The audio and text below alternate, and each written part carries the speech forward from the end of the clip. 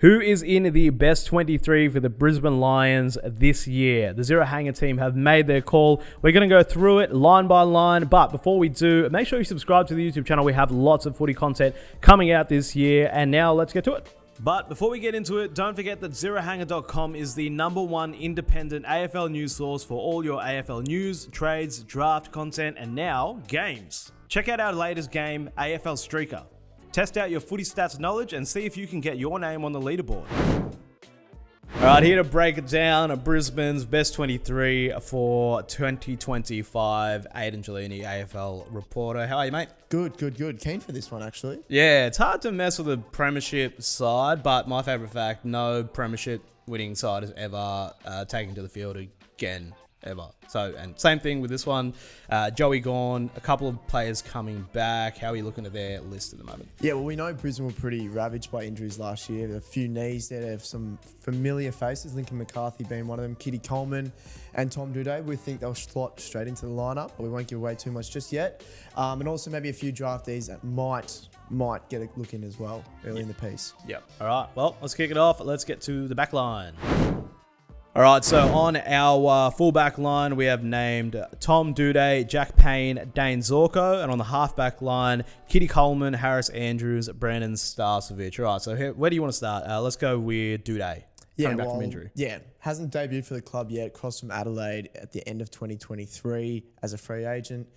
Did his knees, had a bad run of injuries with knees, previously at the Crows as well, and obviously now he's gone into the Queensland club at the Lions, but we think he will slot straight in. He's had a fair stint off. I think he injured his knee before the Easter clash against Collingwood, I think in round 4 earlier in 2024. So the club has given him a fair run into the 2025 season, which we do predict that will mean he'll be right for opening round against the Cats. And, I mean, it's exciting for Lions fans because although they did win the premiership, as we have mentioned, it's almost like they've got these new faces coming into the fold, which just adds another layer of excitement to the club and its aspirations to go back-to-back. Yeah, and one returning that's also going to excite Lions fans and like just AFL fans in general is Kitty Coleman. Yeah, huge in for the Lions. Dane Zorko actually played in his role as that kind of creative halfback, but we know Kitty's going to be the future of the club going forward.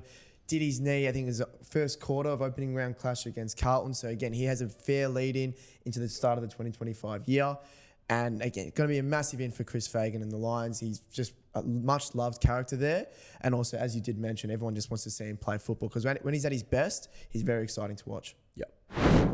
All right, so moving now to the midfield. So obviously Oscar McInerney coming back as the main man in the ruck. Lachie Neale, Josh Dunkley, and Will Ashcroft rounding out the mids. And then on the wings, Hugh McCluggage, of course, and then Darcy Wilmot. So let's start with Oscar McInerney returning to the main man. Well, yeah, as we know, a bit of a heartbreak story. Dislocated his shoulder twice in the preliminary final win against the Cats.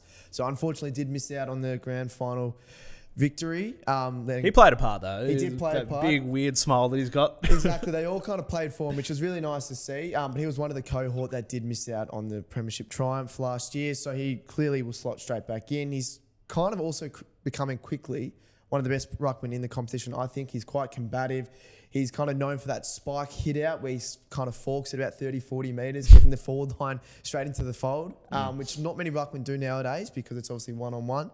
And again, kind of like Kitty Coleman, as I mentioned, very much loved. He's always got a smile on his face. It always looks like he's enjoying himself. And again, another player that just adds to the lineup that just wants to get that premiership victory under his belt. Unfortunately, obviously missing out last year, as I said. Yep, absolutely. And one of the other interesting ones here, Darcy Wilmot on the wing. Yeah, so we have seen him before play a bit further up the ground, but as we mentioned, Kitty Coleman does return to the halfback line. So I think Chris Fagan will kind of explore Wilmot a bit further up the ground. He's got a lot of dare, a lot of pace and speed that the Brisbane Lions like to kind of bounce off halfback with. We think Dane Zorko will probably start across the half-back line, given the fact he was an All-Australian last year, therefore pushing Wilmot up to the wing. And I think it's a really good look. Obviously, got the skill and the silkiness of Hugh McCluggage on one side, but the dare and speed on the other for Wilmot. So, yeah, looks interesting. Good. Pretty strong midfield there. Let's take a look now at the forwards. All right, so the forward line we have named at half forward Cam Rayner, Logan Morris, Zach Bailey, and then deeper down we've got Charlie Cameron, Eric Hipwood, and Kai Lohman. So just looking at this, we're going small ball apparently. Yeah, well, clearly the kind of shock retirement of Joe Danaher has just thrown a massive spanner into the works, both in the AFL, but also Brisbane. They did bring in Sam Day, but we think he might have to wait his turn to get another club debut after crossing from the Suns. And just looking at the lineup here, I think they're going to go a bit smaller. They've got some dangerous forwards, as you mentioned, Cameron Bailey, Rayner, and a few others that we haven't mentioned yet that might start on the bench that we think will also come into the mix. And I think that's the way the trend of the AFL is going at the moment. It's fleet of foot. Can you get your half forwards deep in defence and then bouncing quickly to kind of catch the opposition off guard? And I think that's what Brisbane might do, because more often than not, you can't win the grand final the same way you did in previous years gone by. We saw Richmond kind of alter the way they played. We saw Collingwood kind of try to replicate what they did, and it didn't work. So we think Brisbane will kind of learn from those that have gone before them to, ultimately change things up. And the fact that Danaher has left kind of forces them to do so. Yeah. So then, Danaher was playing second ruck. Who then plays second ruck for Brisbane? Well, it's an interesting one. I'd like to see Eric Hipwood. I know that's a bit of a spanner. I'm not sure he'll be able to go up against some of the better ruckmans in the competition. But like it did work for Joe, especially earlier when he did try it at Brisbane, it got him into the game. It got him up and about. It got him around the ball, got him excited. He was leaping over other ruckmen as well. So I think Eric has that kind of athletic build. Not necessarily the same as Joe Danaher. No one is the same as Joe Danaher, but he's kind of got that similar build where he can use his athletic profile to insert himself in the game, and therefore only adds another small into the Brisbane forward line that we think can just cause chaos for Chris Fagan. Yeah. Well, you win a premiership, you get all the faith in the world. So, yeah. Good luck, Eric Hipwood. All right, and rounding out the team with the interchange, with the bench, we got Callum Archie, Jasper Fletcher, Lincoln McCarthy, Jared Berry, and then Connor McKenna as the sub. So let's start there with another one returning from an ACL, Lincoln McCarthy. Yeah, again, pretty unfortunate to miss out. He's been a club stalwart since he crossed from the Cats many, many years ago. Unfortunately, did go down, as you mentioned, but we think he'll come straight in. All reports indicate that he's looking at opening round, if not round one, to return. So we think, obviously, predicated that he's going to be okay to go, will be first choice for Brisbane Lions and Chris Fagan. Again, another small forward to add to the mix. Very exciting. Uses both sides of the body really well. Can use the ball, extremely well as well. So again, another layer to that forward line that we assume is going to look a lot smaller than it has in previous years. Yeah.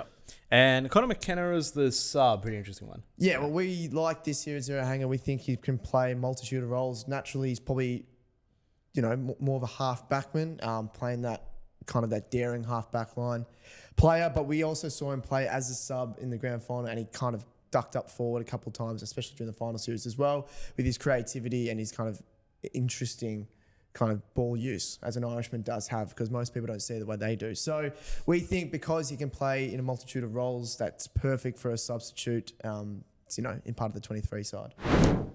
All right, so looking at the full 23, now that's a pretty stacked side. I mean, you'd expect when you win a premiership that your side is pretty stacked, but let's go through some of the players that we didn't name, some stiff to miss. Probably the most glaring omission, but I agree with, that a lot of people might disagree with, is Levi Ashcroft, brother of Will. I don't think he slots straight into that midfield. It's too stacked. Yeah, well, clearly one of the scariest midfields in the competition. Although the raps on him are huge, he was probably the number one player in his draft, but because he was linked to Brisbane, he did slip to pick 5. We do see him just sitting on the sidelines initially, but like his brother and like all reports have indicated that he's probably going to get a look in very early on. Yeah. But when you're coming up against the likes of two-time Brownlow Minister Lachie Neale, his brother who just won a Norm and looks like he's a future star, you got McCluggage in there, you've got Josh Dunkley who's a defensive midfielder who really rounds them out.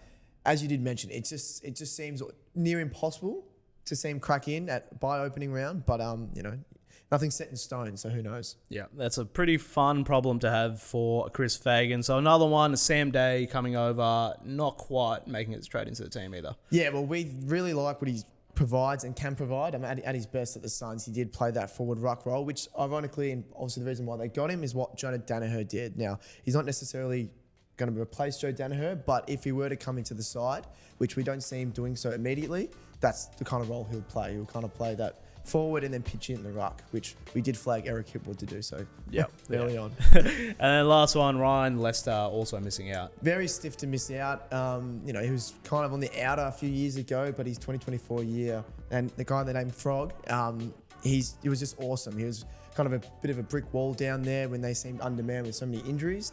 But the fact that Tom Doedee is likely to come back and should return from an ACL injury, we think, unfortunately for Froggy Lester, that he misses out for Doedee. Yep. So pretty stacked team, as we said. A really hard one to put together for Mitch, obviously. And then we agreed with most of his choices, and I think it was a pretty good one. So let us know in the comments what you think of the best 23 that we've named. Where do you think we went right? Where do you think we went wrong? I'm sure you'll have a lot of opinions down there. Check out the latest AFL news at zerohanger.com. Subscribe to the YouTube channel and have a good day. Thanks, Aidan. Cheers. Bye.